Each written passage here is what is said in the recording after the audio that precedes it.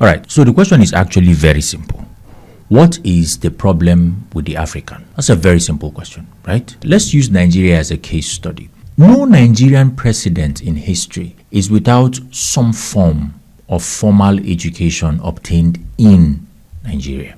Out of the 17 of them from 1960 till now, 16 of them have had some kind, whether military or otherwise, some kind of formal education in Nigeria. That's 94% of them. The only exception we cannot really tell because we don't have access to the records. Now, if this statistic is anything to go by, especially now that NYSC is a prerequisite for holding governmental position, and you can't get NYSC without going through the school system, right?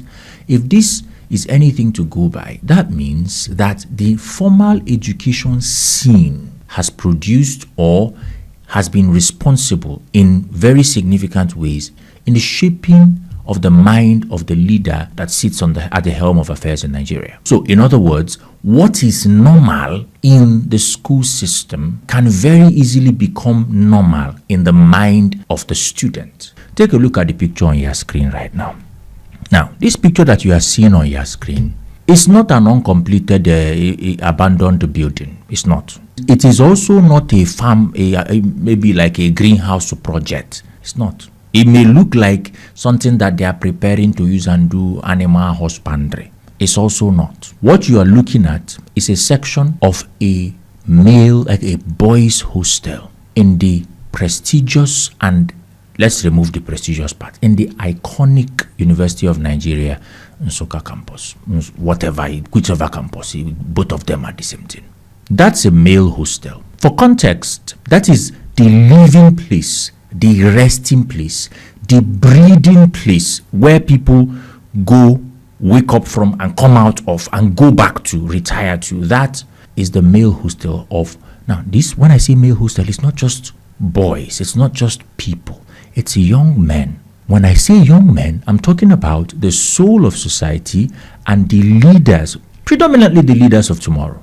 When we talk about leaders of tomorrow, I know that personally, me too, I'm a feminist. But the current reality that we see today is that many of these sectors that determine what happens in society in terms of polity, in terms of legislature, in terms of how society is largely male dominated. Whether or not it's supposed to be like that is a question for another day. This is where they are growing up. This is where they are spending some very key years in their formative process, at least on an educational level. When I'm talking about this particular university, I'm talking about many other universities that are being run, whether by the government or by some other institutions. Now, what is my problem particularly with this image? My problem is not about this hostel in particular. It is what it is doing to the mind of the person that is passing through here. Right? If a student gains admission into what is supposed to be an iconic university, and then they usher them to their hostels, and then entering year 100 level, they walk into this reality, into this place, right? And then they see the place. It's not so pleasant. It's not so wonderful. No be grass a day person hostel like this. What is going? Is that not rats that I saw passing like? And in the middle of their concern, they look at those who've been there before them and they are playing ball. Others are inside the most unpleasant guttery part of the place washing cloth. And there is a line, like where they are hanging cloth. And your seniors, in quotes, people in 200, 300 level are hanging cloth over that place you say is ew, disgusting because of the new set of eyes that you came with. What do you think it does to that child? It informs their psyche that this is not something to complain about. It informs their psyche that this is something that is normal. And you hear Nigerians say that a lot. And I'll tell you why in a minute. Just hold on. Our entire reality, I want to bring it on full display so that you can see what I am saying. From a very young age in society, right, we are being taught that this is the normal. I don't think you understand how grave that matter is. So when you enter into this institution from this particular age and you spend 4 years there living in this kind of a system, it realigns and remodels your perspective on society in a very significant way. Because your perspective is what is going to determine what you see as normal and what you see as not normal. And this is why when leaders come into positions of authority, it doesn't matter if your intention is good or not. You, with your best of intention, your perspective of what is normal and what is not normal will determine what gets immediate attention and priority and what can wait. That same perspective, based on what you were exposed to as somebody, as a young child, as a young man, as a young woman growing up, even dictates to you what you can protest and what you should not protest. Have you ever seen a picture or a video anywhere online where somebody in a foreign country is complaining about a small pothole in their street? There was this picture that we saw then, I'll just display it very quickly on the screen, where there was a small pothole that was in a particular location, whether in a neighborhood or so, and it had been there for 1 year. Very small pothole, right? And then the residents gathered at the 1 year anniversary and placed cake there to celebrate the foolishness of whoever was administrating over that place, their incompetence. This thing has been here for 1 year. We've been complaining. You people don't want to hear. Oh yeah, we are celebrating the 1 year birthday of this pothole. And then when a Nigerian sees that kind of a thing, do you know what our first response is? You never say anything. This small thing you complain. Come Niger now. Meaning that whatever it is that is plaguing us is bigger, is worse, but it's not worthy of complaint. You are doing too much in that thing. They have not accepted it as their normal and are complaining over a little glitch. We, who are facing a lot, are not complaining about it. Where do you think that thing starts from? From very young, we are being taught in our educational institutions what is normal and what is not. A young girl will be complaining that this lecturer is trying to sleep with me because of Mark, and she can't even find any other person, any other sane colleague in that system to complain to, whether man or woman, without them making her feel like, what is your problem? Now, this is normal.